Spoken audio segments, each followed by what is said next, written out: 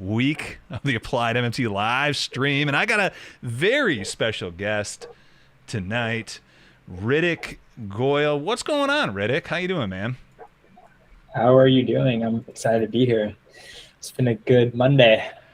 I'm excited to have you. I realized when I tweeted out that I was having you on a special guest, someone said the Applied that they're excited to see Ritik come on. And I'm like, yeah, he is like a prodigy in the making, just like Victor Wembanyama. Did I pronounce his last name correctly?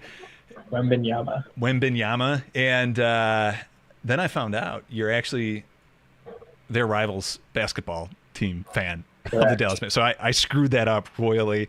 I apologize, but man, I'm really excited to have you on. I know we set up the podcast about 2-3 months ago now. You were on the AppliedMMT podcast, and glad to have you on the live stream, man. Glad to have you on the live stream. Yeah, I like to see myself more as Kyrie, more of like the flat earther type. I'm like, oh my God, he's not going there, is he? And then he did go to the flat earth. Oh my God, yeah, I love that. Well, actually, no, I'm like, God, does he know that Kyrie is a flat earther? But yeah, apparently you do. So, all right, man. Well, welcome, and like I said, glad to have you on board. Give me 1 second. He's not going there, is he? And then he did. Real quick chat. We'll get things rolling. All right, welcome, chat. Again, this is going to be, this is going to be a fun one with what took place. I think when this whole thing come out May 3rd with the Jared Bernstein clip. Obviously, we're going to be discussing a lot of that. I want to also talk to Ritik a little bit about some of the stuff that he's thought of over the past few years in his time in finance. And if you're unfamiliar with Ritik, I'm sure if you've been watching my stuff for long enough now, I've mentioned Ritik quite a few times. But if you are unfamiliar with Ritik, by all means, check out his YouTube channel. It's not content every day, but the 2 videos that are up there are worth the price of admission. And in all sincerity, I mean, I say this in all sincerity, if I have watched hours upon hours and consumed many hours of content trying to understand what the heck is actually happening with monetary policy. What is the effect of monetary policy? How do you think through monetary policy? How should you frame monetary policy, monetary operations? Most of it that I've ever listened to can be thrown immediately in the trash. Some of it is okay, but the stuff that Ritik has up on his on these 2 videos, the 100 minutes worth of content here on his YouTube channel are better than anything that I've ever consumed, especially when it gets to the implication of monetary policy on the private sector. I can't recommend what he's saying enough, and I highly recommend it. If you haven't watched his videos, The Fed Does Not Exist, and then Where Inflation Comes From. And it is top tier stuff. Kind of crazy that this is online for free, but Ritik's a good guy, so I'm glad he put that out there. So we will undoubtedly be discussing this in more detail throughout the night. Certainly with the what Jared said and the implications of that'll overlap a lot with a lot of the stuff that Ritik has thought about. So yeah, glad to have you on. And I compliment, appreciate it. Glad to be. I sincerely mean it. I mean, I'm not just hopefully not just saying that to get people to go over your channel. I mean, it was really great stuff, and really solidified a lot of my thinking as well when it comes to that intersection there. But I think we got to go there. I think we got to get rolling on the clip heard round the world. Yeah, I'm gonna go with, so as it was actually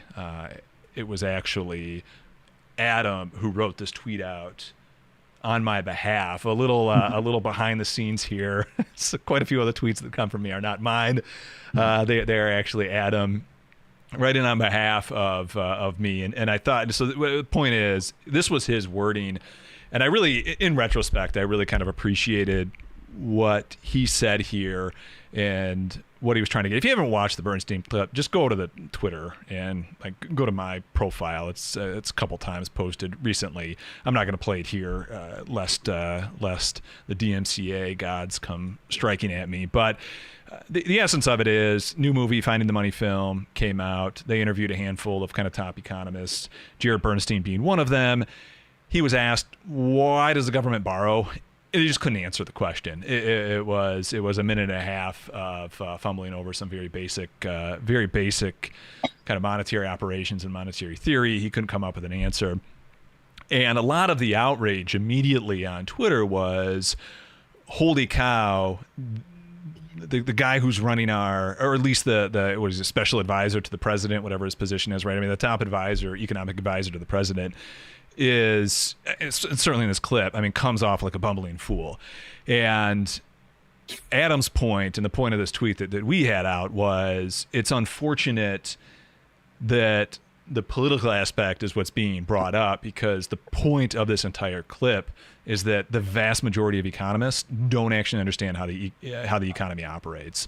And more importantly, they don't understand the intersection between finance, monetary policy, private and public sector. And it was absolutely put on display in this clip. So a couple thoughts here, Ritik, and I'll let you jump in. One, you've seen the film. Give me your opinion on the film, what you thought, what you liked, what you didn't like. Give me your thought on this take as well, in terms of kind of what we tweeted out and our thought process, and anything else you kind of have on this clip.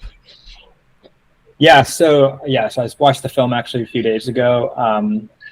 I think it did as good a job as as exists on explaining the sort of mechanics for how money gets created and then spent. And if I have any critiques, it would be basically on like the sort of muddling of what MMT is describing and then the ways in which that can be used.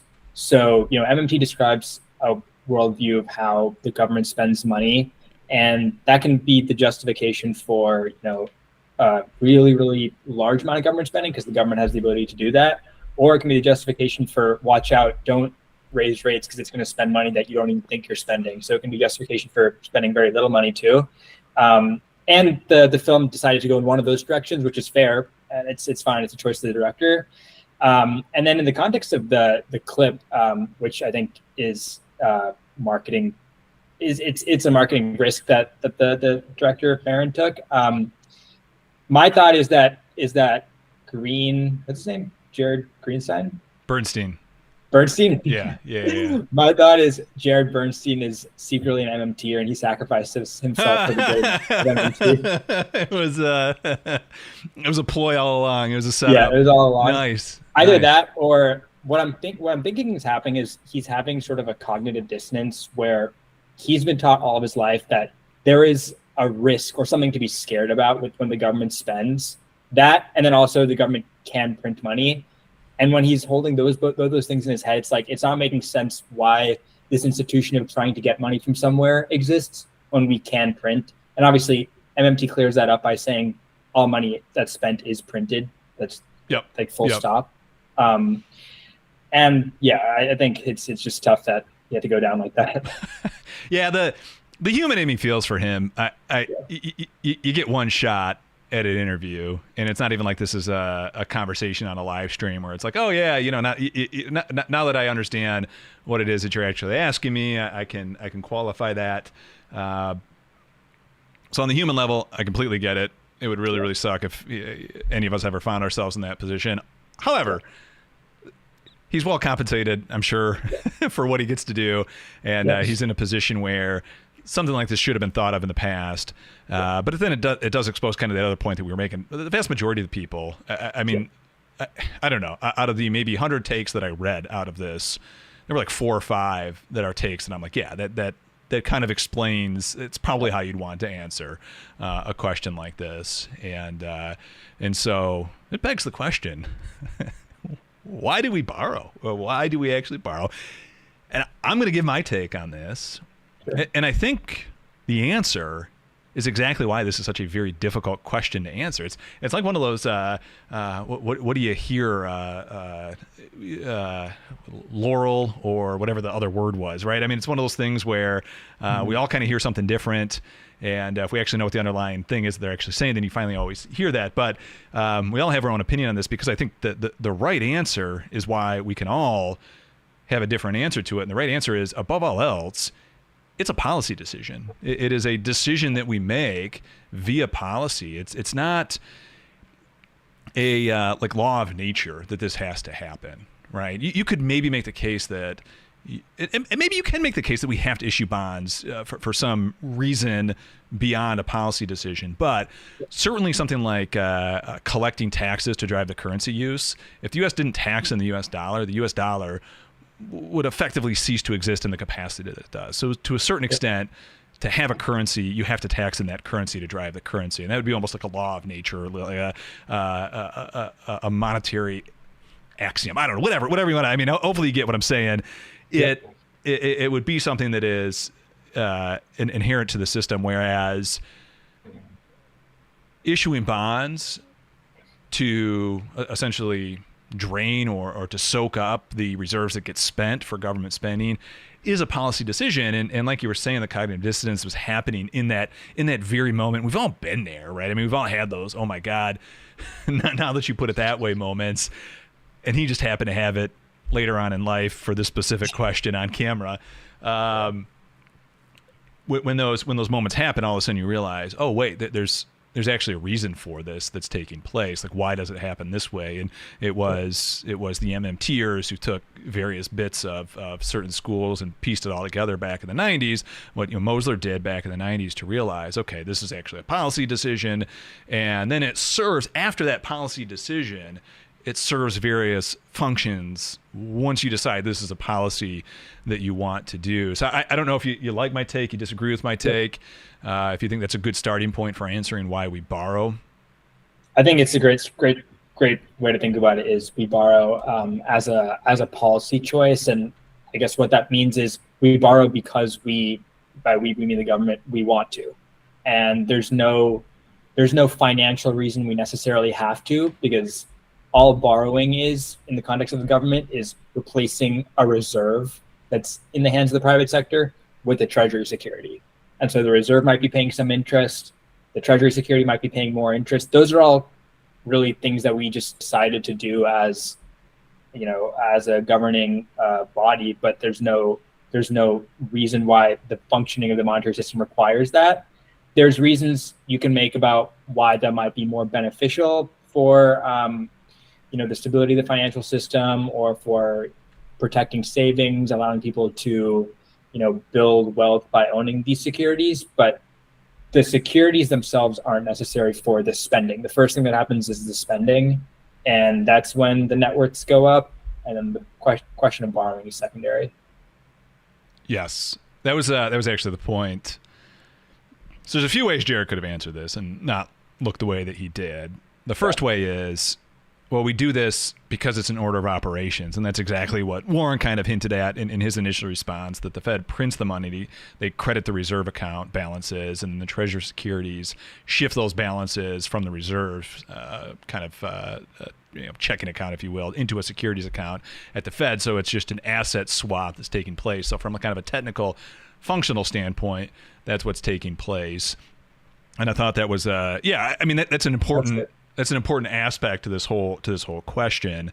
Is the first step would just be, okay, given the fact that we do this, what's the technical process by which we actually do this, and why this trips up so many people, right? Because I would say out of the sphere of the finance world, 80%,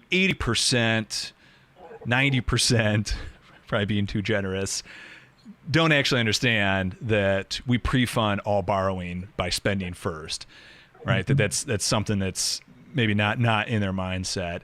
Now, within that 10% part that gets it, even then, I would say that's still 50-50 about what the impact is, if it should be that way or not. And then you get kind of the rest of the world that actually thinks whether it's still kind of a fiat understanding of loanable funds, that standpoint, or if it's more of a progression from hard money to to fiat currency that would be kind of more Right. your hard money type, that it's really just the bastardization of hard money, and that's why we do it.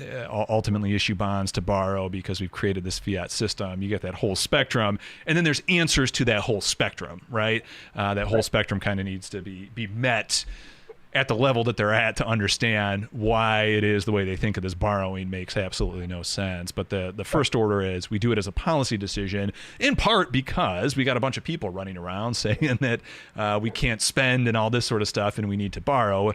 For a while in U.S. history, we were on a gold standard and all that sort of stuff. So in those contexts, borrowing seems to be a necessity. But what we find out is that it's a self-imposed constraint all the time. But I think it's maybe the big point that I want to drive home. It is a self-imposed constraint. The purest natural order of a monetary system, and I'm using that word specifically here, the monetary system specifically, to refer to as a state-issued currency system, a money system, the bare bones natural setting that has to be there, otherwise you don't have that system, as a government that issues its own money and then collects the tax in that money. From there, pretty much everything becomes a policy decision. Some policies might be good. The implication of those policies may or not be the best, but if you decide to issue debt in another currency, you decide to peg your currency to gold or to some other currency. If you decide to also collect taxes in another currency besides your own currency, if you decide to borrow in your own currency or to require the government to only spend from borrowing so it becomes a reserve drain, those are all policy decisions that have various implications. But the natural state, the original state, the first state is always they spend, they collect back in taxes. And then from there, everything else is a policy decision. So I think if we're in agreement with that, and that's a good way of summarizing things, I think maybe then we should talk about what are the implications and what are the knock-on effects of this policy decision based on the fact that, it is in fact that we spend first, the reserves go out, and then we go ahead and issue the bonds to drain those reserves up. What are the implications of that? Any thoughts? Any first thoughts? Yeah, so you are saying 90% of the people don't even get that the first step is the spending, and then the second step is you can swap some of those reserves out with treasury securities. That's what people don't get. You get that, and then there's the 10% are having a debate. Some think it's good to do that swap from reserves to treasuries, which is borrowing. Yeah. And others think it's not good to do that swap. Okay, yeah, so Warren is, from how I understand it, he is on the side that it's unnecessary and unproductive to do that swap. And that swap is, going from reserve, let's say, yielding 0% to a treasury security, a long-term treasury security yielding 5%. So, the borrowing that the treasury does or the government does is those reserves are there, and we're going to take those and pay you maybe a little bit more interest and give you security. Warren thinks that that's not a good idea. I tend to think that it's not that bad of an idea. And so, I'll just lay out the arguments for both sides. So the question is how much income from saving in a risk-free asset should the government subsidize? So in Warren's world, the government pays these securities are always yielding 0%. He thinks that's good because we shouldn't be incentivized to hand our money to a risk-free actor. We shouldn't be incentivized to get paid by not taking risk. And the idea is, if the opportunities to save in a risk-free way are kind of unattractive, then that'll encourage more risk-taking. So he doesn't want the government to subsidize that. And then the idea that perhaps it's okay for those treasury securities to have a higher yield, that's my thought is more, having the government produce counter-cyclical assets. So when you have a treasury security, a 30-year treasury bond that's yielding 5%, and that in a recession, the yield will fall, the security will go up in value. I think there's an argument that having those counter-cyclical assets helps encourage and incentivize producing cyclical assets. But these are just some of the considerations. Yeah. Once you already understand that exactly the treasury security is the second thing. Yeah. To steelman Warren a little bit more, because I see chat coming in saying, I thought Warren says it's a regressive policy. Yeah. Which I guess directly stated, it would be a regressive policy because it's only going to the new money that's coming in is only going to those who already have money, right? So I mean, in that sense, it would be aggressive policy. And I think the only other thing, and I think it's implicit in what you're saying, is he's just saying that there is a finite amount at any given time. We know over time it's infinite, but at any given time there is a finite amount of fiscal space. And if there's a finite amount of fiscal space, do you really want to be using that fiscal space? Right. Do you really want to be using that fiscal space on bonds? And so, and maybe, maybe that's exactly what you were trying. And when he says fiscal space, he means what we've politically decided is the fiscal cap. Yeah, that's why I said, like, I know we could go infinitely in the amount of money that we could print, right? But at any given time, there would be some maybe short-term bad consequences if we gave everyone $1 million check today, right? It would undoubtedly distort some things in a not the best, most organized fashion, right? It would be possible. So I think all I'm saying is both politically and just the fact that you just can't give everyone $1 million check today, that there is some limit to what you could spend. And if that's going to be the case, does it make sense to do that via kind of progressive spending or regressive spending? That's a great argument. Yeah. Now, he has undoubted. I mean, we've talked to him about this in the past. He's very well aware of the industry of safe assets that gets built up, and I would be interested to talk to him because I'm going to take off my hat that I normally wear, which just says all I really care about is where markets are going. Let's just figure that out. I'm going to put on my policy hat for just a second, at least policy as it overlays with economics and finance. Does it benefit the private sector to have the safe asset? And does it benefit innovation? Does it benefit healthy risk taking? Does it benefit the expansion of the private sector innovation, all that sort of stuff that does it make capitalism more robust, right? I mean, really what we care about at the end of the day, if we're going to do something like this, do we get better outcomes of that because of that? And I think you make a really good case that, I mean, I know it might've been, I don't know when we were talking about this, if it was on the podcast or not, it was you and I chatting, but I remember it hit me that from just like 2010, maybe even a little bit before, essentially since the iPhone like 6 came out, which would have been like 2010, 2012 range, to up until like ChatGPT finally emerged, nothing new came out. There was very little innovation. I mean, there was reworking of the things that already existed. And maybe maybe I'm just being a boomer, and every generation is like, back in my day, there was innovation left and right. But it does feel like we went through, and maybe there are other confounding factors that are probably more important and way heavier on this, but it does seem like, for whatever reason, the decades we had high interest rates seemed to create some fun innovation out of there and seemed to get us the benefit that we wanted out of the capitalist system. Whereas in the post-Great Financial Crisis period with zero interest rates, it was just, here's your new iPhone. It gets to be pink this year. Here's. I mean, if you think about it too, I just from a PC standpoint, we went from Windows XP, which was a great jump from like the 98, 95 version of Windows. We went from Windows XP in 2000. God, that might have been early 2000s, and. We're still at the exact same operating system today. Nothing's changed. So I'll digress. I'll let you kind of talk that point through. Yeah. So the question is how useful are safe assets for capitalism, for risk taking? And my thought is we as a species or as a society there is a risk averse part of us, which means that we're always going to kind of want at least some access to safe assets. I think most people would feel better if they had possession of some safe assets. And so if we let that be true for now, that there will always be a desire to hold safe assets, then I think it's productive for the government to fulfill that role of being a safe asset provider, because otherwise what you get, I think Luke had this question, what would qualify as safe assets if there's no treasuries? What happens is the private sector then, if without treasuries, has to do the work of producing those safe assets. So like if there's no government bonds available that are paying good yields, then what's your next option? It's like buy the corporate debt that's issued by Apple, because Apple is like effectively as strong as safe as the government at this point.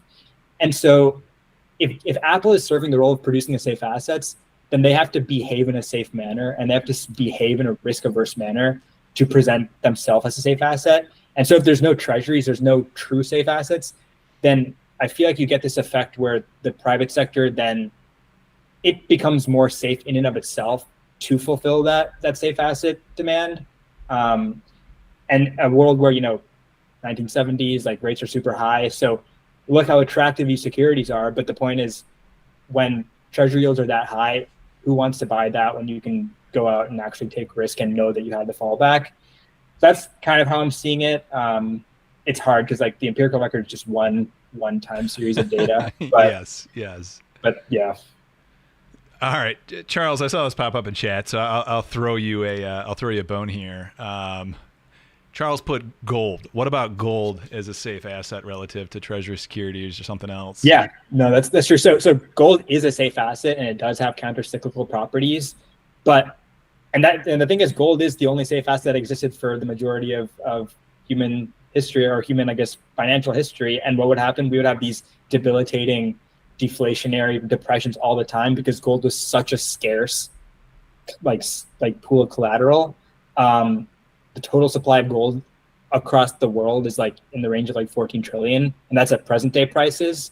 So if you're cutting your supply of safe collateral from all the treasuries and gold to just gold, that's a way more at-risk system and a way less insured system. So I think the empirical record speaks for itself when you have gold as the only safe asset. That's really interesting. Okay, so this is really cool.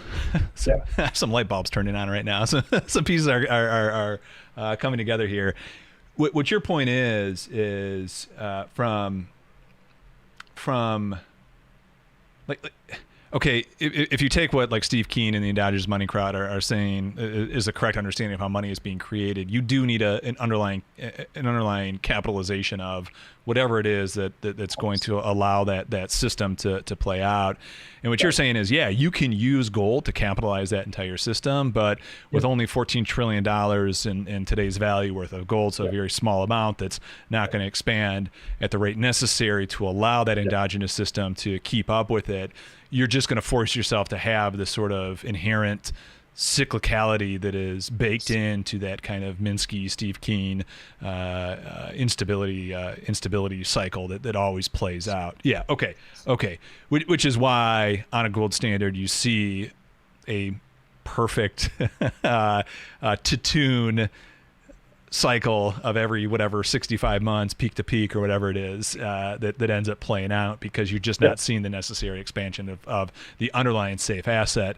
And your point is then, if I can continue to issue safe assets from the government side, not over flooding the safe assets, but doing it at a pace that allows steady economic growth without like the crazy distortions, you can continue to kind of get the I don't want to say the best of both worlds, but just the best you can do of, well, yeah, maybe the best of both worlds, right? Because the what I'm just going to call the endogenous or kind of Minsky system benefits society because it creates innovation and it allows the iPods to win and the Zunes to die, or it allows whatever product to win and the products we don't want to die. That's good. What's not good is when that thing collapses and there's nothing to stop the gravity spiral in on itself to become kind of the black hole. Okay. Yeah, what you want is for money, or for money to be elastic, meaning that like when there is a crisis, there is an actor ready to essentially offshore all that failed risk. And the government does that by being a risk-free actor that hands you equity when you failed and the private sector failed. And when money's not elastic, when we're restricted to just gold, there's nobody to do that. And then the bust has nobody picking the bust out, picking the system from the grave. Oh, so that's really interesting. So when we were under a gold standard, or like certainly, I'm thinking the 19th century and a little earlier with like the oil barons and all that sort of stuff. Historically, I'm getting way out of my expertise now, but you would have guys like the big names, the J.P. Morgans and whatnot, come in, and what you're saying is, Yeah, we had a, maybe you're not saying this, but I'm extrapolating this to this example.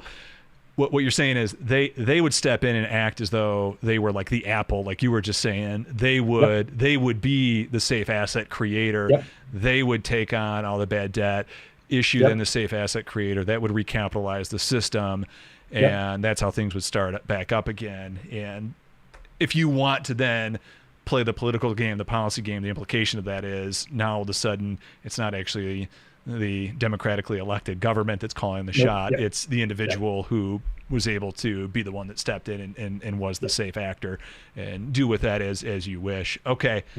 And it's like, as a society, we shouldn't want like the private sector to be the one that's stepping in, like trying to fix everything when the system like messes up. Like, you don't want a private sector to try to bail out another private sector. That just creates these like systemic risks. What you want is for the other side of the balance sheet that can run a deficit to do that work. And I think the post-COVID cycle is just phenomenal validation of that idea. I would agree. I would agree. I mention this every time on the stream, and it is so mind-boggling to me to see all the big names that are out there in the Twitter sphere right now explaining just the dire consequences that are ahead of us because of the massive debt load that we've seen. And I point this out that in apples to apples terms, so dollar adjusted terms, the U.S.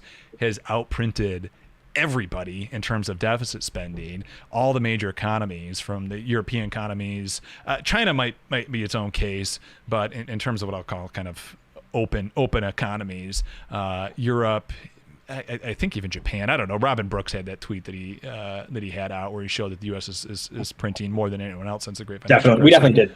Yeah. And it's like the U.S. is paying. I mean, I'm not saying there's not issues that need to get. I'm not saying there's not issues that need to get corrected, but the empirical evidence shows that the problem isn't that we're spending too much. And even if you want to, take the politics out of it, it's very clear that for whatever reason, the outcome, the financial outcome, even the real output of the private sector has far exceeded that of the rest of the world. And a lot of the ills that we're seeing in the rest of the world that just haven't applied to the U.S., stagnant employment numbers, even to a certain extent, kind of waves of inflation that the U.S.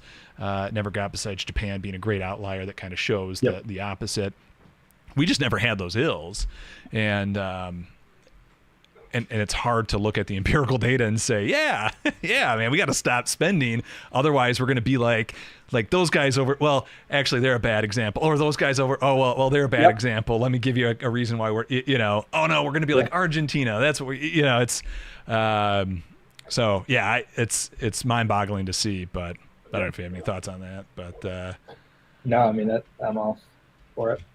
All right, we got some questions coming in, chat. Keep them coming in. If you have a question specifically for myself or for Ritik as well, make sure you put question, the word question in it.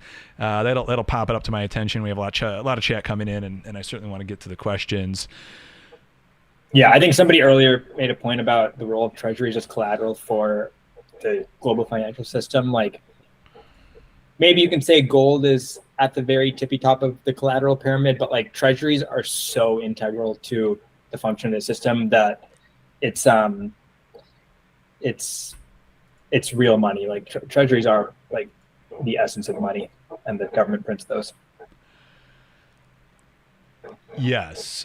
And that is really at the heart of the Eurodollar system. So if you're a fan of Jeff Snyder, or you're just trying to actually make heads or tails out of what Jeff Snyder is actually trying to say, and you're like the rest of us, and you're like, well, I think he half gets it, but he never actually spills the point that he's trying to make. Jeff Snyder. The really interesting is like personally, it's obviously my opinion. I think he's so close to getting the mechanics. Like, he's made the point that most people cannot make, which is low rates aren't stimulative. Like, he's gotten all the way there. That's a huge leap, and it's difficult to like get there. But like, the Fed raised rates 5%, and he's not making the point that like that's expansionary, that's stimulative, that's reflective of like a strong economy. Some of the fiscal flows questions, I think he doesn't talk about because he's very focused on this sort of global shadow banking system, but the underlying, I think, impetus or like interest, like what he's going after, which is what matters is like assets and assets getting produced by various actors that creating income, some of those assets then like going bad, etc. Those are the questions that matter, and the government's like a key part of that process. I'm trying to think how to kind of phrase the overall thought here with regards. I think how should I put this? I guess I'm trying to ask a question more in line of the Eurodollar system, its reliance on treasuries as collateral, and maybe I'll just ask it this way: Are from 2008 to today? Well, let me rephrase that: 2008 to 2020 to the end of 2019, we saw absolutely stagnant growth globally. Not only were the rest of the world not spending, but the fuel for the rest of the world to grow was not coming in there. And if anything, I think, and I know I was kind of making this point, is like, yeah, hey, if you don't use it, you lose it. And the U.S. Treasury being, I don't think I had the conceptual framework, but I love the safe asset constructural framework that you have. But the U.S. wasn't spending enough to satiate the demand both domestically and internationally. Not even close. That there was the potential that the U.S. just lost it, right? And not that the U.S. lost it, the Treasury lost it as that vehicle, as the safe asset. What are your thoughts on that? And then do you think we've solved that problem? Because, I mean, do you think we're in another maybe decade, 2 decades worth of credit expansion that we can see because of what took place? Or is there still a lot of risk? Maybe we're still over indebted on the private sector side. Right. That's still a risk. I don't know. Talk through that overall thought and kind of where you're at.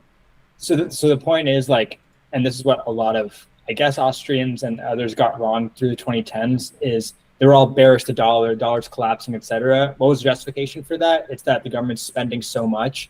And what was the reality over the 2010s? The dollar was a steady climb against all the currencies, destroyed a lot of currencies. And what that reflects is that the Treasury spent a lot, you can say, in the 2010s, but didn't spend nearly enough. And why is that? It's because the demand for saving across the global economy was so high and needed these securities.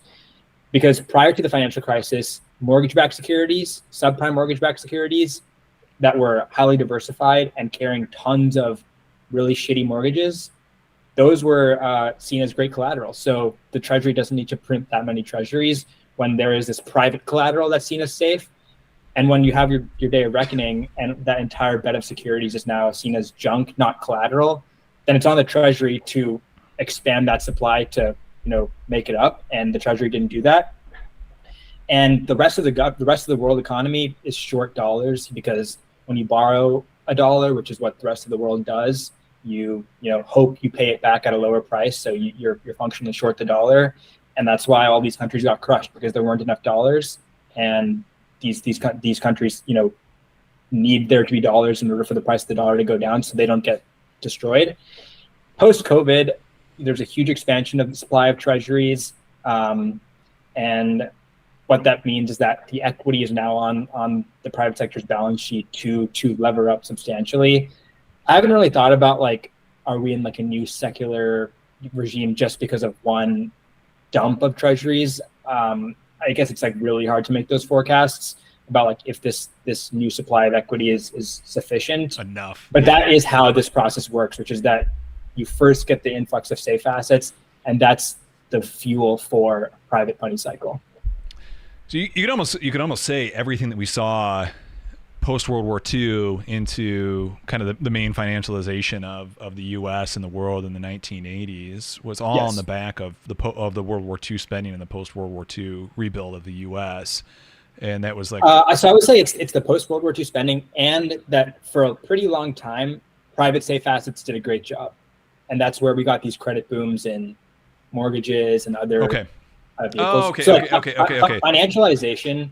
The word financialization to me is just, can the private sector produce safe assets? Oh, and interesting. For a long time it could. Interesting. That's so good. Okay.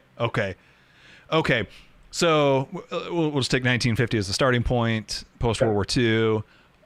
all of a sudden now you actually have a cycle of, so when Minsky talks about when we look at like the Minsky instability hypothesis, and it talks about the move from safe to Ponzi and everything in between, safe, conservative, aggressive, risky, Ponzi, you almost would view that in a safe what you would say, those are all safe assets always, but you're just expanding the definition over time, and the further you get out over time. Okay.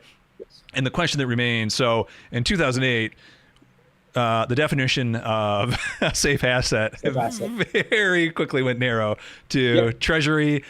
That's it. And the question is, will we ever get back to the redefining of a broader definition of a safe asset, which is the Minsky cycle, which would allow the next iteration of the 80 to 2008 boom that we saw, or whatever it was. Okay. Yeah, all a recession is when a bunch of assets that everybody thought were safe turn out to be risky. That's really all it is, and you just lose that base of safe assets, and then you can't function as an economy. I don't mean to pat ourselves on the back, but I'll tell you what, this is the best conversation that at least I've been a part of in a very long time. This is some awesome stuff, and I don't think I've heard anything anywhere near this in quite some time. So interesting stuff. Yeah. I'm having a blast. I don't know about you, chat, but hopefully you're enjoying yourself. All right, so are you seeing? I'm a macro trader. I trade on the macro flows. I certainly am not on the floor level here. Amen, Ozzy Oz. Chef's kiss.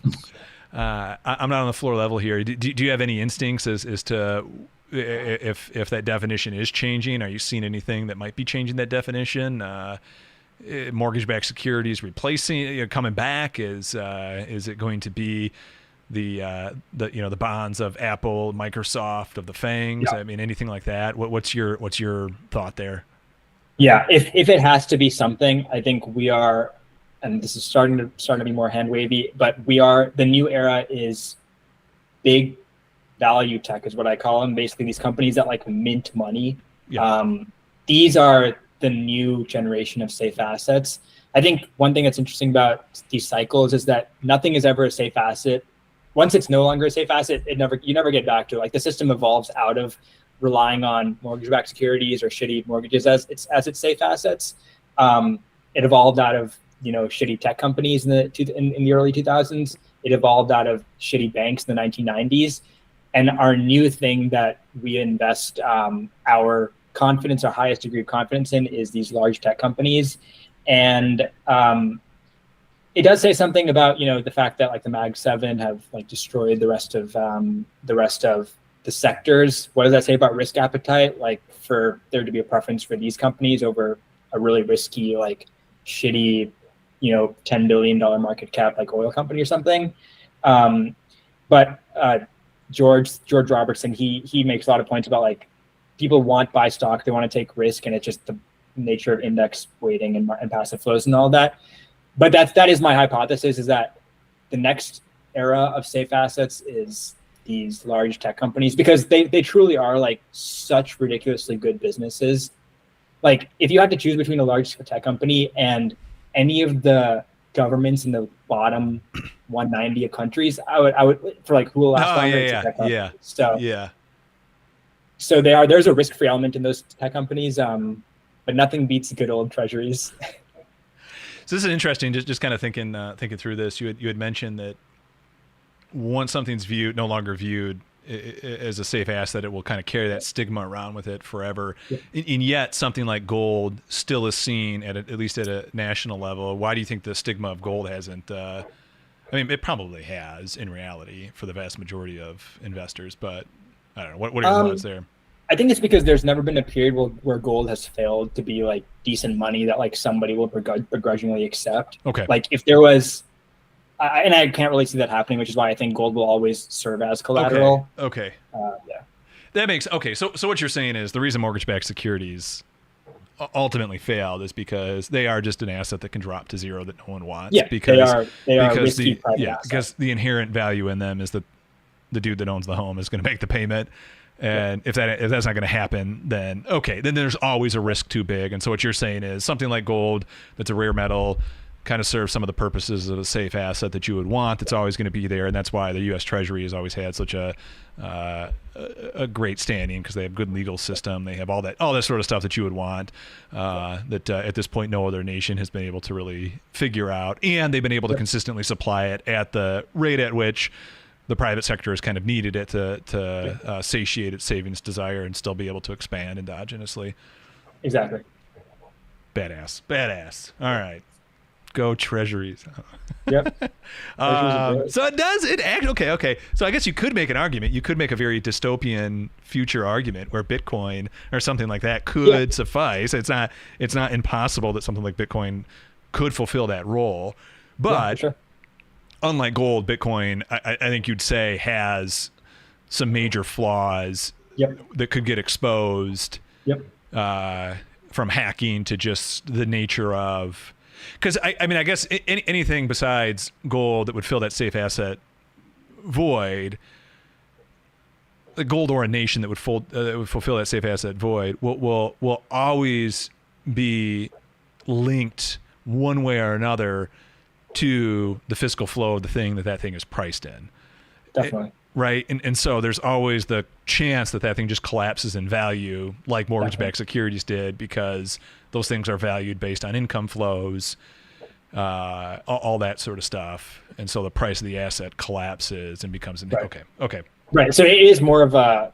Yeah, it's like the thing is like default and credit risk. So like you can say gold doesn't have any, treasuries don't have any, like Bitcoin like functionally literally can, if it's like at risk of falling 95% in the span of a month, like that's a default effectively. Somebody pointed out in the chat, like real estate being one of those safe assets. I think that this idea of a safe asset shortage propagated by a lack of treasuries inflated real estate. Like, why is it that Australian real estate, New Zealand real estate, Canadian, like these countries that aren't really doing much in terms of innovation, why is the real estate so expensive? It's because that's the only collateral that's like really left in those countries for somebody to invest in. Interesting. Okay. Wow. So this is kind of funny then. Not funny. This is kind of tragic. If real estate is the de facto safe asset, and government policy then says, hey, we need to really make affordable housing and cut the like we're gonna go on a kick of doubling the amount of homes in the US, and housing is the safe asset, you're just tanking your entire market with it. Oh God. Okay. Man, that's pretty that's pretty bad. What were you gonna say? It's not like we shouldn't have ever gotten into the situation where like these assets are so expensive, meaning they're so highly valued, because now the whole economy is like levered to this thing that, like, as a society we should want real estate to be cheap, but so much wealth and so much like personal savings is tied up in like expensive homes, then like you can't deflate those homes anymore. You just can't.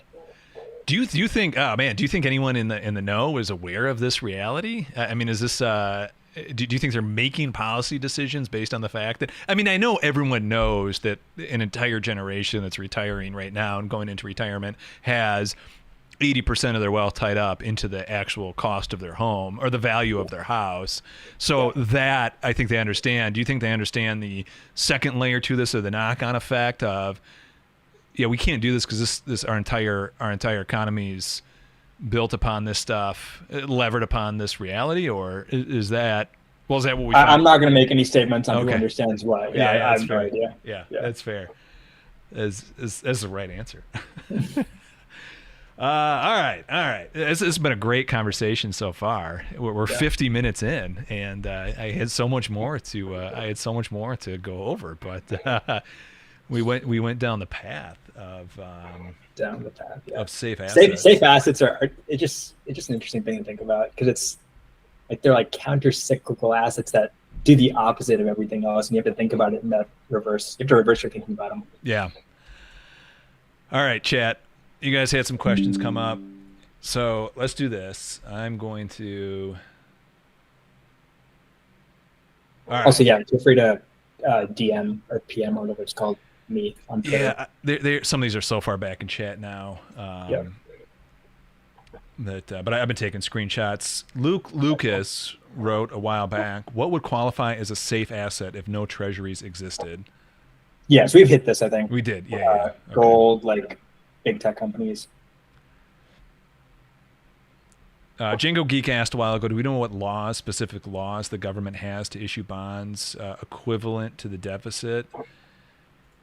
I know they exist. I don't know if I know the answer. I was digging into this a little bit in terms of the legal framework as to why we issue debt, and I saw one of the things that came up was the 1917 Liberty Bond Act, I think, is some of the institutional structure that kicks this off. I do know there is direct laws for... I don't know the direct law, but if you're trying to Google it or chat GPT it all pertains. I mean, the reason we do things the way that we do right now all pertains to the fact that we can only spend out of the Treasury General account, and the only way to generate revenue in the TGA is via taxation and bond issuance. So if you're looking for the laws to look up. Correct. Yeah, so like on the technicality is that new government spending has to come from reserves that once we're in the asset side of the TGA that get moved out into the private sector, which means that the reserves have to be there first, and the Fed is legally prohibited from placing the reserves there. That's a link that's been severed since World War II. So if the reserves have to be there and they have to have gotten there from somewhere in the private sector, then it's the Fed handing the reserves to the private sector that can then, like the banking system, that can then send the reserves to the TGA, and then the TGA moves it out. But the point of MMT is like, you can make all of these like all these things can be simplified to the Fed credits the reserve accounts without losing any accuracy, because that's the essence of the system, not the legal technicalities on top of it. Yes. I think I agree with what you're saying. I was also reading chat. Sorry, but yeah. Ghost in the Half Shell had a question, which I think we covered as well. Given the size of the global economy and the amount of money or volume in money, I don't think there's enough gold to cover it all. Economies would crash on the lack of it. Yeah, I think that's exactly the point we were kind of driving home. Yeah. And then I have Django Geek. Since Treasury ETFs pay interest through dividends and have an ex-dividend date, is it smart to leverage up, hold them overnight for monthly dividend, then pay the margin loan? Whoa. No, it's not smart. Okay, thank you. Yeah, just the with ETFs and with dividends, the literal day after the pay date, the ETF is now worth the ETF of the previous day minus that dividend. So there's no way to game like collecting the dividends on leverage. Yeah, okay. Don't play the dividend game. Everything is priced in. It can't be that easy, basically. Nice. Okay. All right, a few more questions coming in. This one's just recent. I haven't actually read it yet, so hopefully it's going okay. How are both of you positioned from a portfolio perspective based on MMT framework, just long big tech? I'll answer this kind of vaguely. I now have lawyers telling me to be careful. Long story short, the way that I have always actually, I mean, this is a good question because I get asked a lot. You know, exactly what is your strategy? What is your investment strategy? And what I can do. So someone was asking me this the other day too, and I wrote a very crude.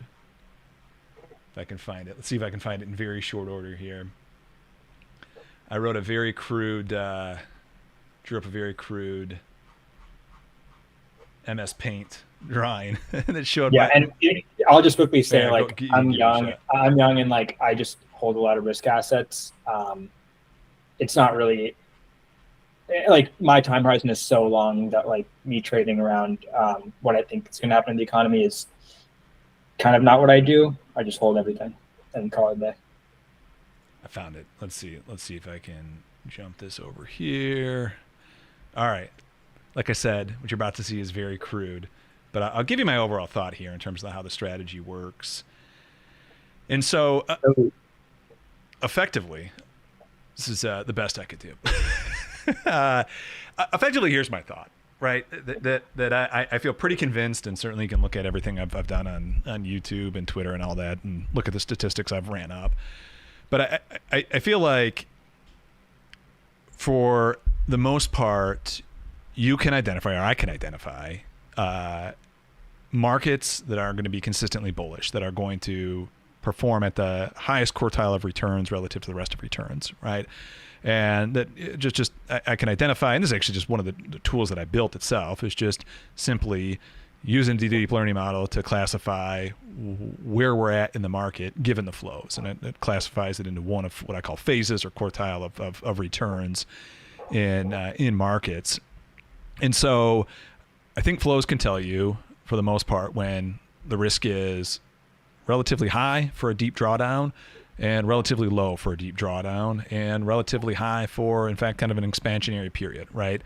And so there's kind of the spectrum at which we can understand the market to be at, green being the best, red being the worst, just on the macro flows themselves. And for me, again, it's just for me, I understand the risk is huge here. COVID happened during a time period that wasn't terrible, right? So, I mean, you can have exposure during just kind of what I always just call asteroids hitting, right? So you have to understand that this is what it is. But I like to get aggressive when I know flows are strong, and that statistically the best outcomes are going to happen when flows are strong. And when flows aren't strong, I like to be in cash. Rarely do I feel comfortable shorting. 2022, I was looking back. I think for a brief moment, I shorted in April. Other than that, it's been a very long time since I've really felt comfortable shorting. Usually it's just cash at the worst of it. But if we're in a surplus situation and we're in one of those situations where it really looks like we might be getting into a scenario where we could see like a 2000, 2008 or 2022 play out, then maybe I short. But for the most part, it's cash. So it's kind of through the spectrum. And then personally, I use SPXL. The setup that I have allows me to use SPXL, but you can use futures for this. You could even construct something like this sort of leverage with options. But assuming flows are good, like the post-2020 era into 2021, even as I headed into 2023, I was very aggressive at heading into 2023 when the flows were very strong. I will. The way I think about it is, if I have, let's just say, $100,000 of investable assets, right, that what I've set aside for the entirety of all my wealth, and I'm going to actively invest. Of that, how levered is that relative to the return of the S&P? And again, I feel very confident that I can understand where the S&P is going. Certainly, I don't think my skill is knowing that NVIDIA is going to outpace AMD or Intel will outpace whatever other, I guess AMD would also be their competition, whatever, that Coke would outpace Pepsi or whatever, right?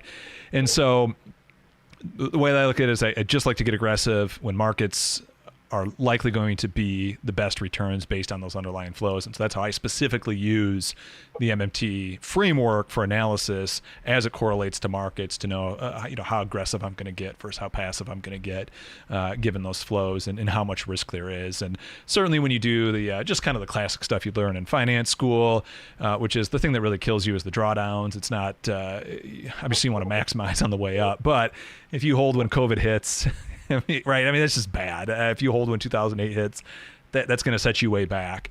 And so that's my general strategy in terms of how it works.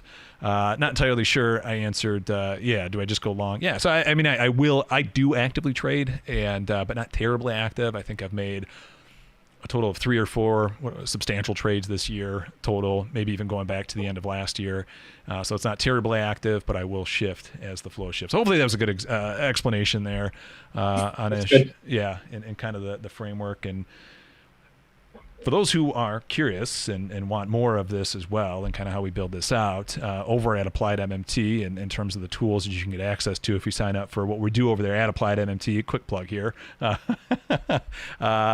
Ritik, if you don't mind, but all the tools that I build are built, I build them because I think they would be useful to me, and they're all kind of built around this premise, understanding how good markets should be operating given the data versus not. So that's kind of the gist of what's going on there. So cool. There's that thought. All right. I got some more questions rolling in. And then, is there anything else you wanted to hit on specifically while I pull up kind of the next question? Nope. Okay. Yep. All right, we got, I don't know if this is a question or if this is just a statement, but I'll read it off since it was directed to me. We got primary dealers must receive the securities that the Treasury will issue in the future. Then the primary dealer requests liquidity from the Fed using securities as collateral. Yes. Yeah. So that is the backdoor way that the Fed spends first without like having to get the funds from somewhere, because there's all sorts of legislation trying to basically, like, over the last 100 years, Congress has repeatedly tried to legislate the Fed out of the money business, but the Fed is the one that creates the reserve. So you, like in a sovereign monetary system, you just functionally can't. And the fact that they continue to create even more workarounds just proves to the fact that at least the people in kind of the chain of command, or the chain of having to make the decision, realize that this is the only way you can do it. And otherwise, it's just not going to operate. And if they do it well enough, it just ends up inevitably leading to a crisis. And then the whole thing dissolves anyway, because you got to take care of the crisis. Another question that came up here: do you guys think gold will be valued, will be a valued asset after the boomers have passed on? And Ritik, I'll let you kind of answer this. My quick answer, based on what we've talked about, is it's had kind of historic holding value there. So I mean, like gold is still a counter-cyclical asset, regardless of when we're talking about gold. Treasuries are another counter-cyclical asset. So those assets have useful properties. Whether they have a role in a portfolio is like kind of a different question. A quick point by Django that he brought up that's worth talking to, and this gets asked to me, like, why am I not playing leveraged on the NASDAQ, or why don't I play the NASDAQ as opposed to the S&P? And the NASDAQ has absolutely outpaced the S&P. The NASDAQ is just kind of a moderately leveraged S&P index anyway, though. I mean, they track for the most part. You can do the NASDAQ. I've never, I mean, it's something we're working on. I mean, I think I have some generally good ideas as to what separates the NASDAQ from the S&P, and maybe because I mean, from a business standpoint, we work with a lot of various funds, money managers, where they can't just do the simple get super leveraged up, right? I mean, they have to pick sectors, names, that sort of thing, and so. For those clients, some of the tools that we're trying to build out right now for the more institutional client is to understand, okay, when might it be more advantageous to be long NASDAQ or NASDAQ names versus times where it would be advantageous to be long S&P names relative to be long, say, small caps like the Russell, right? How do you shift between that? What's the framework to think between that? And can you kind of get ahead of that to be able to shift and pick better names with where you're at? So do you have any theories as to why, I mean, you can just riff on as to why you think certain time frames the NASDAQ is going to operate better versus the S&P, or just at least any given name might operate better versus small caps, kind of that whole discussion? Yeah, I mean, I think the discussion of safe assets is like perfect here. It's like NASDAQ is a safer asset than the S&P. I think over the last 15 years or so, and that's why it's destroyed the S&P, because there's been a dearth of safe assets. I think the tech stocks, like over the last 15 years, the lesson we've learned is that like these companies are incredible companies, and they print money as good as any business ever has. And if you're in an environment that's risk averse and doesn't want to actually lay a default on the line, the best bet is to buy one of these companies. And like what we saw in 2004, 2008, coming right out of the tech bust, like the stocks that people talked about, and it's funny that I talk about this because I was 5 at the time, but what I've heard is that the stocks that people talk about in those days was oil stocks, home builders, banks, like really cyclical, risky stuff. Nobody cared about tech. Like tech was done for good after the tech bust. So that's the world that we were in a high rate environment, and then the low rate environment, some of these companies do better. What that means for today, I mean, like today, and this is a bet that I kind of have, is like preferring some of like the old economy stocks, the cyclical economy, over the tech names, because the cyclical stocks, I think, are beneficiaries of what we think is a credit cycle. I think it's just like people want to take risk, and people intuitively know it's a good time to take risk, but there's just been a preference for some of the tech companies, whether that's because of like index weighting or because people are so scared of like missing out on the last 10 years of tech outperformance. These things will take time to reverse, but I would not leave it out of the question that we have a huge period of S&P outperformance over the NASDAQ, because the NASDAQ companies stop being the darlings. Okay. Well, will that take place at an inflection point? Like it's kind of interesting that might not have taken place in 2020 when you had kind of the ARK blow up and that sort of thing, when so many of those names completely died. But so 2022 is like 2022, if that's what I said. Yeah, go ahead. Right. Yeah. So it's like ARK got destroyed, crypto got destroyed. All like the speculative tech shit companies got destroyed. Yeah. Oil like tripled in price. So like 2022 is a huge period of the real economy outperforming like the financial or digital economy. And it's reversed because of like all the AI stuff recently. But I think it actually could go back to the 2022 model. I haven't actually looked at. I'm just gonna see if I can pull this up real quick. Let's see. Let's look at something. Have you looked I have at a good way of comparing sectors to other sectors, like a ratio between them. If you want me to use, I can easily pull that kind of stuff up. Yeah, I don't know if I can share. I don't know if I can share your But screen. yeah, I might not be able to share. Yeah. No worries. So I'm just thinking out. I'm looking at this the right way. Okay. I've got the S&P divided by the NASDAQ. Oh, great. Yeah. Yeah. Okay. So S&P greatly outperforms NASDAQ here. I'm going to go to weekly. So this goes back to the 80s. Perfect. Yeah. Okay. So you have this like huge 10-year period of NASDAQ outperformance, and you have that little blip at the end in 2022 in the S&P one. Okay. Is this effectively your ratio, or? That's the ratio between the NASDAQ and the S&P. So yeah, so line going down means NASDAQ outperformance. Yeah. I guess what I was saying is you said you were going to pull something up that was a ratio. What? This is exactly what I was going to pull up. Okay. Yeah. So the main dislocations that I'm seeing here. Yeah. What's interesting is you think that 2000, I guess. No, though, because in 2008, what got killed in 2008 was banks, Yes. home builders, Yes. Everything that is very S&P, along with, of course, everything NASDAQ. So everything just gets us annihilated. Okay. But not NASDAQ, not as much. NASDAQ not as much. A little bit okay. Yeah. So even though there were momentary changes,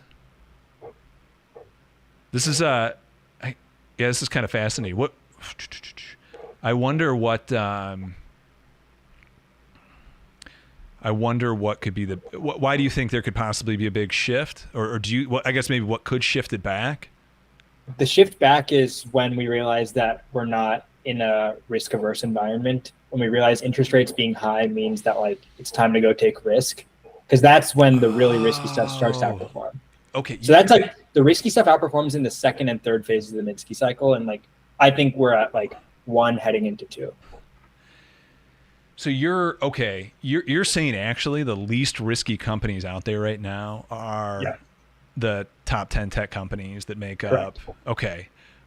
And what you're saying this is what's really hard to wrap around people's heads, and I think it's a good way to put it is the PEs. Like if you think about the PE ratios of these companies, the companies that have the highest PE ratios, people are like, oh, those are the riskiest companies because look how high their PE ratio is. No, the PE ratio being high signals that the market thinks that the company is safe, because you're willing to pay a lot for earnings. That's what a high PE ratio represents. That means that a company is safe. And Tesla, NVIDIA, these companies have very high PE ratios. If you look at like oil companies right now, the PE ratios are like 8 to 10. And that's saying I better be paid a lot in my earnings. Oh my God. Okay. Because I don't want to take risk. And what you're saying is, okay, because of the higher interest rates here, the S&P, which was the gold standard, pun intended, is actually going to now once again become the gold standard, because as it turns out, there's actually more risk in the S&P than there is. Does this play out NDX to Russell, which would be probably I think it plays out really well. Which would probably be an equally. Okay, well now this is now inverted because I put the Russell after the NDX. Okay. But so basically, NASDAQ crushes the Russell over the 2010s.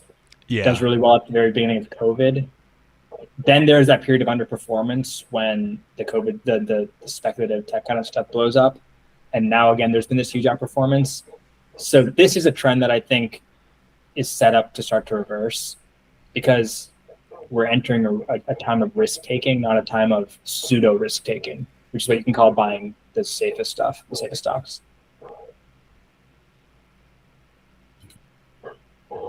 That's fascinating. It's relatively theoretical, sort of. Yeah. But like the mechanics, like I think can't really be disputed. Damn. That's badass. All right. So not that you're not necessarily saying that 5 years from now this will look, like this. Yeah, these take a long time to reverse. Yeah, necessarily, but certainly what allowed for this to happen on the way up. Yes. That's changing. Yes. And there's going to be a different mix here. And if anything, I mean, maybe the one takeaway is for the last 20 years, there's been zero opportunity in Russell names. Yeah. I mean, in fact, if you just pull up the Russell, it's an abysmal chart when you look when you look at it versus, say, the S&P or whatever. It's bad. It's really bad. It's an unfortunate look. Let's see, since let's just go back to the Great Financial Crisis to today. Bottom of the Great Financial Crisis to today, 500%. What's the S&P up at that point? Probably more than 500%. 700%. Okay, yeah. That's some fascinating stuff, man. Brilliant stuff. And yeah, that's great. All right, chat. If you guys got any other questions, get them in now. This whole discussion has been quite fantastic. Next week, I think we'll hit. I don't want to derail this chat too much, and there were some really good discussions that happen as kind of sub discussions to the whole Bernstein clip. We've had a lot of fun talking about this tonight. A lot of that too is stuff that I know I'm more interested in, which is like the Austrian debates and that sort of thing. So maybe we'll hold some of that stuff off for next week. If that's what you're looking for, we will definitely dive into those. I had an entire Mises article written about me, but never mentioned by name in it. Wow. Which was, he did. Okay, he linked to my response, but I was never actually mentioned by name. That made points that I still don't exactly get. Some of the stuff I literally have to put some of the stuff in Chat GPT and be like, can you help me explain what the hell it is they're saying? Because I don't actually get what they're disagreeing with per se. I really think what it boils down to, here's my take as to what really I think they're trying to say is they really just don't like the fact that physics exists. Like in other words, essentially what I hear when I read what they say, and it to me sounds like, hey, planes can crash. You probably shouldn't teach physics. That's effectively what I hear when I read this stuff. And my whole point to this article was I don't necessarily disagree. I don't like the word choice that he's using here to say that the state essentially steals scarce resources, prints money to expropriate resources. I would just say it provisions itself, but choose your words, whatever. At the end of the day, no one's disagreeing with this, that this is what the state is doing. You can say you just don't like it, but the way you're also describing it is not accurate with how it actually pulls it off. And that's why they're so wrong in their calls. All right, got a few. Yeah, they're like, go ahead. Yeah, all of it exists to take stuff from the productive part of society. That's the last part of that quote. Like, honestly, I think like part of the disconnect is because Austrians talk a lot about how the system is bad, and MMTers talk about like how the system works. So it's like we're not even like having the same conversation, because I don't understand what's going on in that tweet or any of these kinds of tweets, really. That makes two of us. Good. I'm on good footing. I had, can you show the recent NASDAQ as well relative to what was just up? Yeah, I can. I'll pull that up and we'll go from Great Financial Crisis. I mean, that's going to be a massive boom. 1,500%. Yeah. That's pretty awesome. All right. I got the unexpected coming in with a question. Where do defense stocks fit in the context of what was being talked about? I don't know if I really have any thoughts on that. Yeah, I mean, all of these sectors exhibit properties. Like there's basically like, this is like a factor analysis of the market. So there's like your momentum factor, your value, your growth, your cyclical, non-cyclical, defensive. if I had to put defense in somewhere, like it would be on the sort of less cyclical side, because like the business of defense stocks is not very cyclical. However, like during COVID, a lot of these defense stocks were like completely the victims of all the airplanes getting grounded and the jet stocks getting destroyed. So I don't know is the answer for me. Fair enough. Fair enough. All right.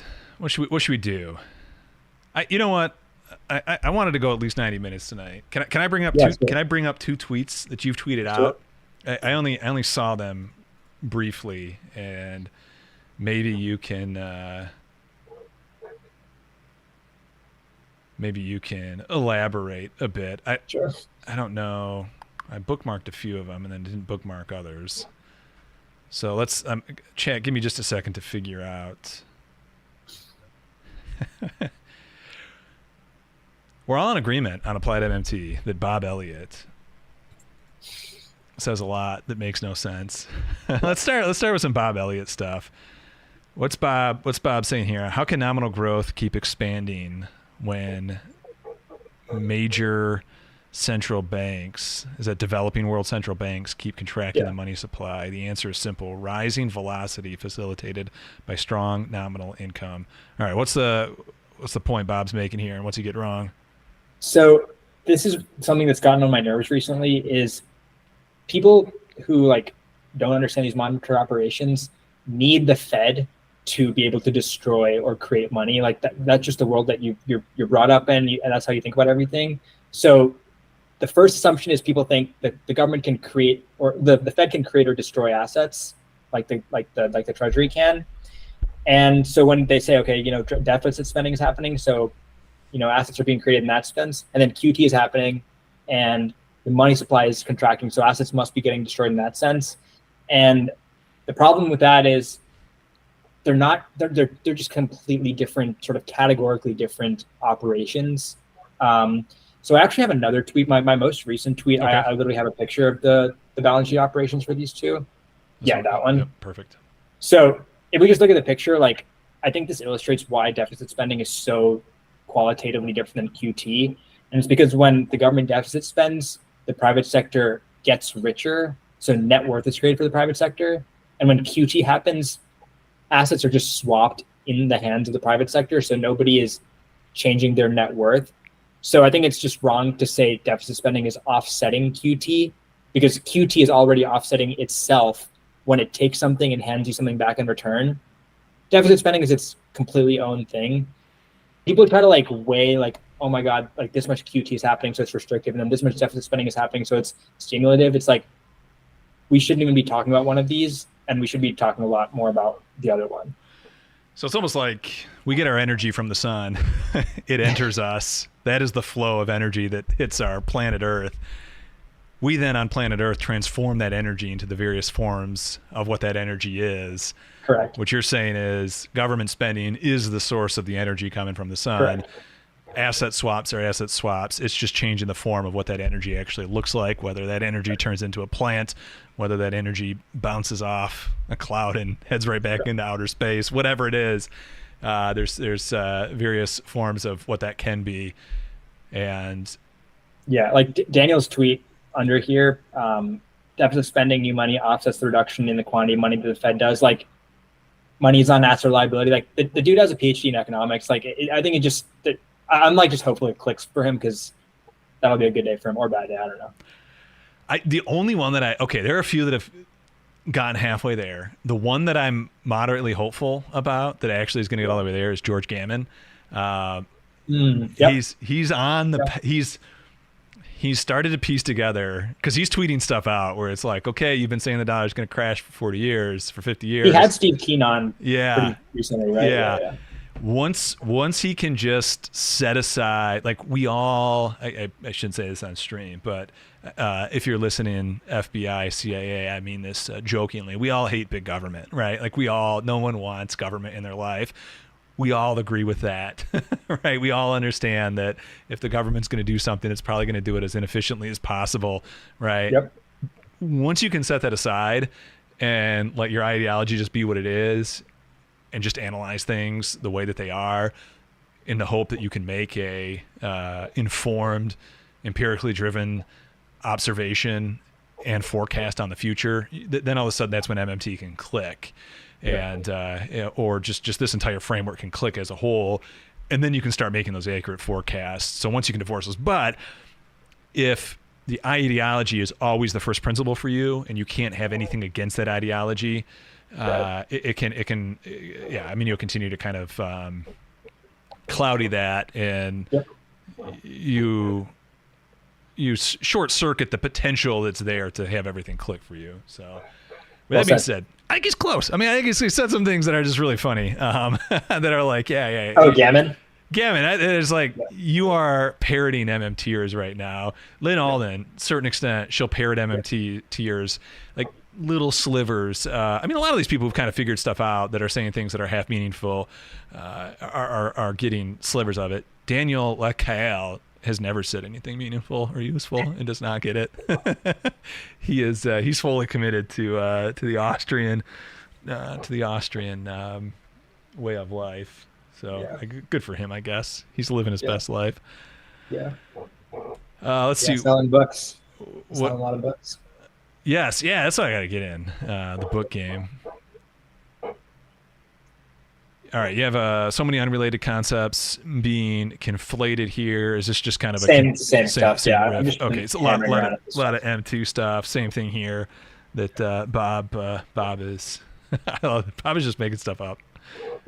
This is good. Yeah. So here he tweets like, if the Fed won't do what's necessary to bring inflation back target, then the bond market is. So this is like classic Yeah. Oh! So his thing is like, when bond yields get too high, that's too restrictive for the economy. So that like crashes the economy, and then bond yields like naturally fall because like people rush into bonds, and that like stimulates the economy. So the thing that he's missing, that I think both you and I and like MMT has picked up, is that like you have to think about bonds and bond yields as a reflection of how the economy is doing, rather than some like driver of the next step. So like when rates are 5%, it means that the economy is operating at a level sufficient, like consistent with rates at 5%. Not that like the economy really wants 3%, but 5 is like too high, so it's not going to crash. The whole like neutral rate, like equilibrium rate, that stuff, like perhaps like there's some validity to it, but if the government were to set a rate at like 7% for long enough and credibly say we're not going to change that rate, eventually the economy will figure out a way to adjust around it, and that'll become the new normal. So the point here is like, there's no bond market doing the work of tightening or easing the economy on its own. The bond market is just a print, like a snapshot of how well the economy already is doing. So what I like to say is like, it's not high yields that cause recessions, it's recessions that cause yields to stop being high. Yes. Flip the causality. Yep. When all the statistic testing I've done for the deep learning models that I do always comes up that way. You can forecast the yields based on what the market is doing. Now, there's obviously some cyclicality there, right? But it's the Fed that's, the way we kind of say an MMT kind of parlance would be, the Fed is a monopoly price setter of the interest rate, and they're just looking out.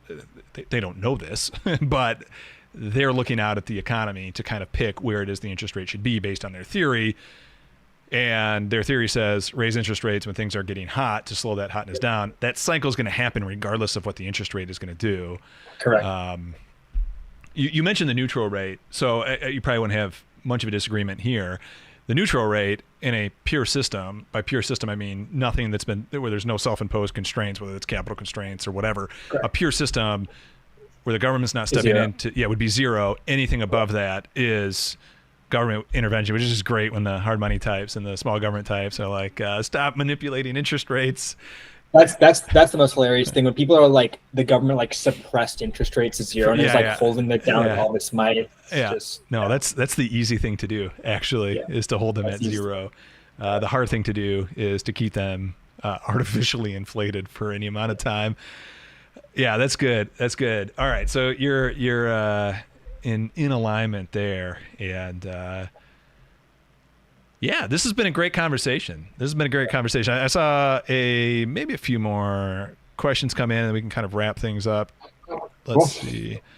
You mentioned flows were strong, but are you not concerned that the year over year since tax season has been negative and trending sideways, not upwards? Yeah, we had a pretty brutal tax season, no doubt. I was definitely protecting myself from what maybe could have been a worse than 5% sell-off that we ended up getting. Ultimately, though, two things. One, it already looks like flows are probably going to kick back on. And if you're one of the subscribers over at AppliedMMT and you watch one of the few recent updates we've put on, or I've done, my overall assessment is there could be another leg lower, but we needed one drop. We needed at least a 5% reset here to kind of keep price in line with flows over April. That happened. Sometimes you get an echo sell-off just because volatility stays in the market and you just kind of get those sell-offs, and that happens, but it doesn't have to happen. Flows are starting to kick back on, and I'd be surprised if by the end of the summer we're not eking out new all-time highs once again and kind of kicking back to full gear. The other thing, too, is you just have this endogenous cycle that's just coming on board. Bank credit is ripping. Everyone in the credit markets is telling me that there's just a ton of appetite for risk, and there's no struggle for companies to expand their own balance sheets right now. So, it looks like a very healthy economy in that sense. And so I have no reason to believe that we're not going to get a full 18-month, maybe even longer cycle to the upside that is consistent following a major fiscal push. And the other thing we don't have that post-Great Financial Crisis we had is we don't have a completely dysfunctional Europe, right? We don't have, after the Great Financial Crisis, Europe was still just massively dysfunctional. They hadn't figured out a lot of the issues that they had to figure out and get themselves to work through. So we don't have that. Yeah, maybe China might be an issue occasionally, but it'll be short-lived. And I think it will pass through relatively quickly if we see any of those kind of tangentially related global financial issues. And I think it'd be relatively short-lived. And after that, it's hard for me to really project. I could easily see, though, a very strong decade that looks maybe very similar to what Ritik was painting earlier of certainly isn't going to look like the post-Great Financial decade. Maybe some more risk is going to be taken on here. Maybe some of the assumptions we made and built up and baked into all the new models that money managers use. We'll quickly find out is now going to be yesterday's news. But maybe there'll be a shift that way. But overall, I would say the macro economy is looking pretty good and could easily see a strong push higher into the future. The one question I have that I don't know. Is there a limit to just the overall private debt limit that the U.S. can handle? I know that's a very important feature to all this. The higher the private debt, the more amplified these cycles can get, or at least the downward cause of it. Is the kind of recapitalization that we saw post-COVID enough to allow that whole kind of leveraging up to continue and surpass where we were at in 2008? Or is there some hard limit? But yeah, that's what I've been spending time trying to model and answer exactly that question. Cool. Is how big of a credit cycle can we get? It's work in progress.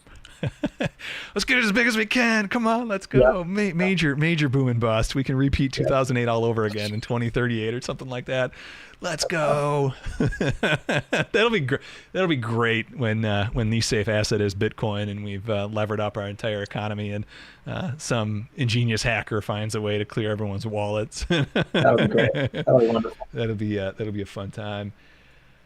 All right, chat. It's been a blast. Ritik, it's been a blast. Thank you for coming on. Hopefully we can have you on again soon. Yeah. I know I learned a lot, and this has been a great conversation. So hopefully, chat, you all got a lot out of this as well. All right. Let me get the next scene lined up. There we go. All right. Until next time, everyone, good trading. And, we'll talk to you then. See you next time, chat. Bye-bye.